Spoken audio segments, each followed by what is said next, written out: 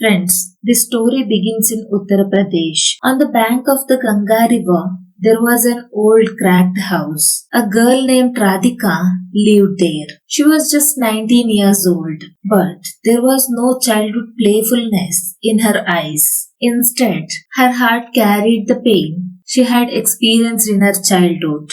Radhika lost her parents at a young age. The only family she had left were her uncle Shiv Prasad and her aunt Kamala. Radhika's uncle had a kind heart, but he didn't possess good decision-making skills. On the other hand, Radhika's aunt Kamala was a hard-hearted woman who lived her life calculating everything. In her eyes, Radhika was not a family member, but free labor. Even before the temple bell rang in the morning, the shouting of Kamala could be heard. Hey Radhika, are you still sleeping? Bring water, clean the floor. She would keep ordering. Whether it was cold or heat, fever or cough, Radhika was never given a break.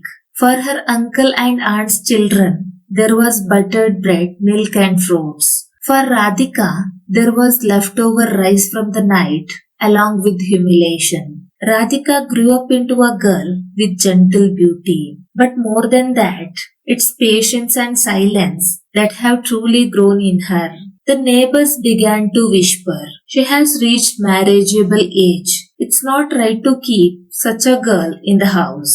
These words planted another seed in Kamala's mind. Kamala was not concerned about Radhika's future. She was concerned about the price of her wedding. Dowry has to be given after all. Where will the money come from? Kamala spent her days lost in such calculations. Just then, one day a mediator came to the house. The words she whispered into Kamala's ears made her eyes shine with greed. On the outskirts of the city, there lived a big businessman. His name was Virendra Singh. He was now 65 years old, a widower, and suffering from poor health. He didn't need a wife. He needed someone to take care of him. No dowry would be required. Instead, he himself would pay money. Kamala made her decision in a moment. She will be out of the house and I'll get the money too.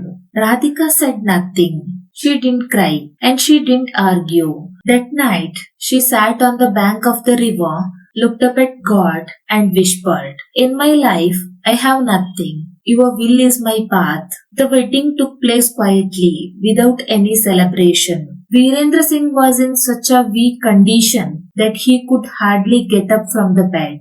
But in his eyes, there was no desire, only emptiness. On their first night after marriage, he said one thing to Radhika, "My child, I didn't bring you here as my wife. I brought you as a companion for my last days." Those words didn't hurt Radhika's heart.